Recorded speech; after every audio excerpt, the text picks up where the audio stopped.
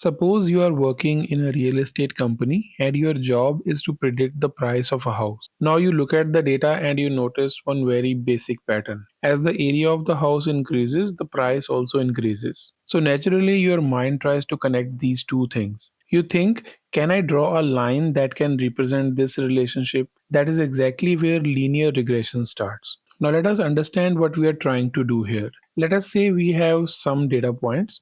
On one side we have input, which is area, and on the other side we have output, which is price. So our goal is not to perfectly match every point because that is not possible, but our goal is to draw a straight line that best represent all these points together. That straight line is what we call a linear regression model. Now mathematically we can write it as y is equal to mx plus b. Here m is just the slope of the line, which tells us how much price change when the area changes, and b is the intercept or constant that tells us base value when the input is 0. So the model is simply saying, given for an input x, I will predict the output y using straight line relationship. Now the important question is, how do we decide which line is the best line? Because there are infinite lines we can draw here in this graph. Some lines can be closer to the most points, some will be far away. So we need a way to measure which line represents the main pattern. This is where the cost function comes in.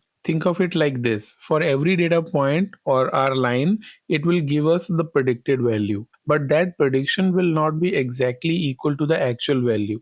So there will be some error or some difference. Now for all the data points, we calculate this error. Error is nothing but the difference between the actual data point and the predicted value which is generated using that line. And to make sure the positive and negative errors don't cancel each other, we first square them and then we add them together. This total becomes the error, which is called cost. So the cost function is simply telling us how far is our line from the actual data. Now our goal becomes very clear. We want to find a line where the cost is minimum. In other words, we want that line that has the least total error. Now comes the next part. How do we actually find the best line? We can't just guess it, right? We use a method called gradient descent, which we have discussed in many of our previous videos. To understand gradient descent, imagine this.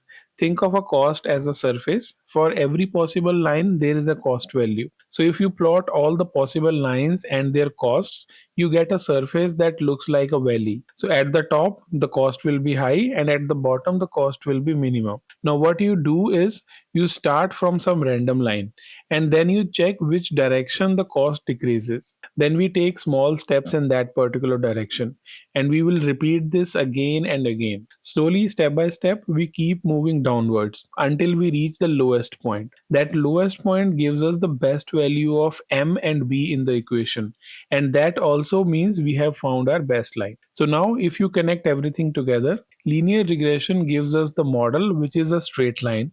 Cost function tells us how bad our current model is, and gradient descent help us adjust the model to make it better. Now there is another important question.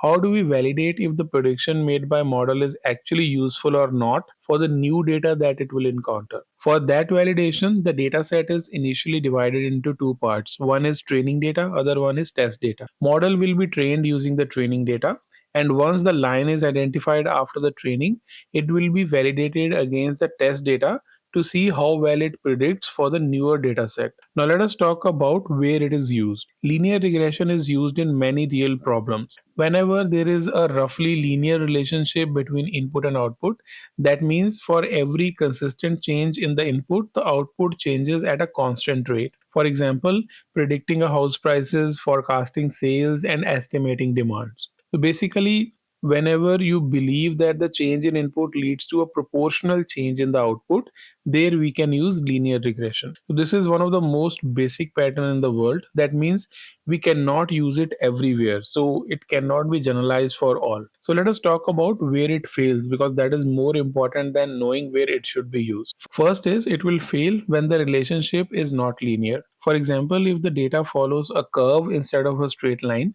so in such cases, linear regression will try to fit a straight line anyway and will result in poor model predictions. Second scenario is when it is very sensitive to outliers.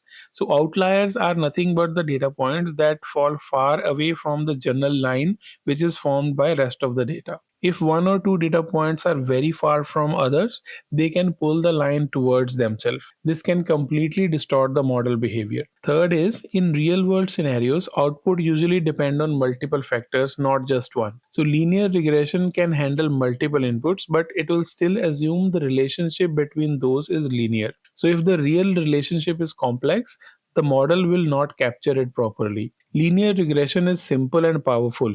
It is mostly the first model you should try. But at the same time, you must always ask a very important question. Is the relationship really linear?